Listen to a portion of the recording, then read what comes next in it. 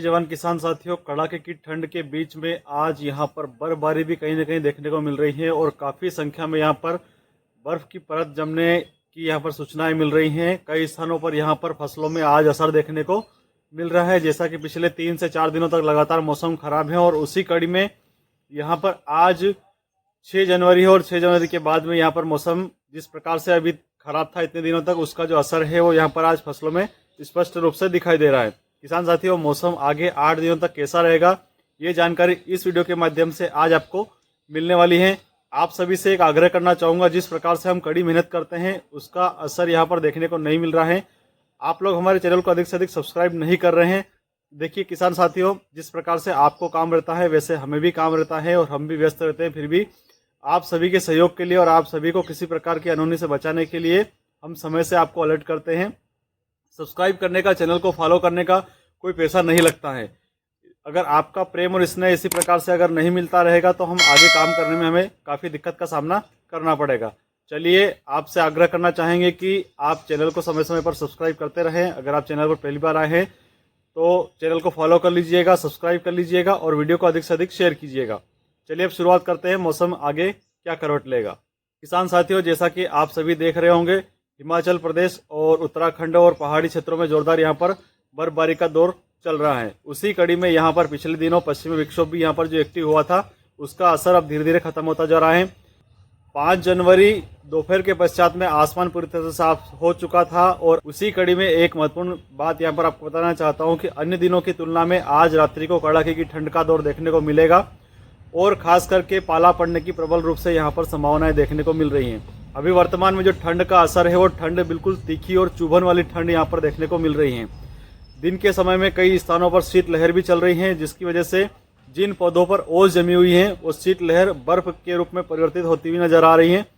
और उसके साथ ही आप सुबह के समय में जाकर के देखेंगे खेतों की तरफ तो काफ़ी हद तक वहाँ पर आपको फसलों में कहीं न कहीं उसका जो असर है वो दिखाई दे रहा है। यहाँ पर आप मेरे पीछे देख सकते हैं, जिन पौधों के नीचे मैं यहाँ पर खड़ा रह करके ये वीडियो बना रहा हूँ, यहाँ पर भी काफ़ी संख्या में बर्फ जो ओस जमी हुई थी और शीतलहर चलने की वजह से इनमें यहाँ पर जो है वो असर यहाँ पर देखने को मिल रहा है। इस पौधे में भी कहीं ना कहीं यहाँ पर असर देखने को मिल रहा है, यानी कि अब इसका धीरे धीरे जो है वो खास करके पौधों और फूलों पर काफ़ी विपरीत असर देखने को मिल रहा है। अब किसान साथियों, आपको बताना चाहता हूं कि अभी 3 से 4 दिन तक लगातार इसी प्रकार से कड़ाके की ठंड का दौर आप सभी को झेलना होगा और उसके बाद में 8 तारीख के बाद में यहां पर बादलों का जमावड़ा शुरू होगा। हल्के फुल्के बादल यहां पर देखने को मिल सकते हैं। जो बहुत ज़्यादा संख्या में मौसम यहां पर खराब होने की स्थिति बन रही थी उसमें कहीं ना कहीं परिवर्तन होता हुआ नजर आ रहा है।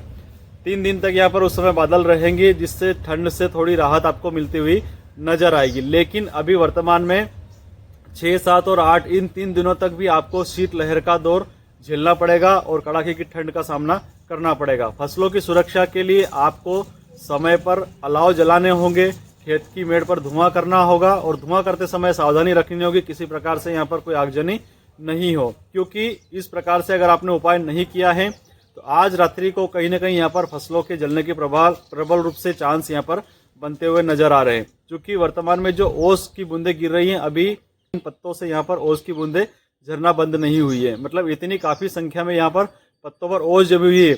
अब यहाँ पर अगर हवा चलती है तो निश्चित ही ये बर्फ का रूप लेगी और इन फसलों के पत्तों को यहाँ पर कहीं ना कहीं नुकसान पहुंचा सकती हैं। इसलिए आप सभी से आग्रह करना चाहूंगा, 3 दिन और सावधान रहे और खास करके आज की रात्रि अपने फसलों की सुरक्षा के लिए प्रबल रूप से इंतजाम करें। जिन महानुभावों के मवेशी बाहर बनते हैं वहाँ पर भी आपको खासे इंतजाम करने चाहिए, ताकि किसी प्रकार से यहाँ पर उन मवेशियों को जो है वो नुकसान यहाँ पर देखने को नहीं मिले। बच्चों के स्वास्थ्य की अगर हम बात करते हैं तो बच्चे, बुजुर्ग और खास करके दमा सांस वाले, हार्ट वाले पेशेंट को यहाँ पर परेशानी का सामना करना पड़ेगा, क्योंकि इस विपरीत मौसम में आप सभी को सावधान रहने की बेहद आवश्यकता है। इसके साथ ही आपको एक चीज़ और बताना चाहता हूँ कि 3 दिन के बाद में जो यहाँ पर मौसम खराब होगा उसमें भी स्वास्थ्य को लेकर के आपको बेहद सावधान रहने की आवश्यकता है। तो एक और नए वीडियो के साथ बहुत जल्द आपके बीच में बहुत जल्द उपस्थित होऊंगा।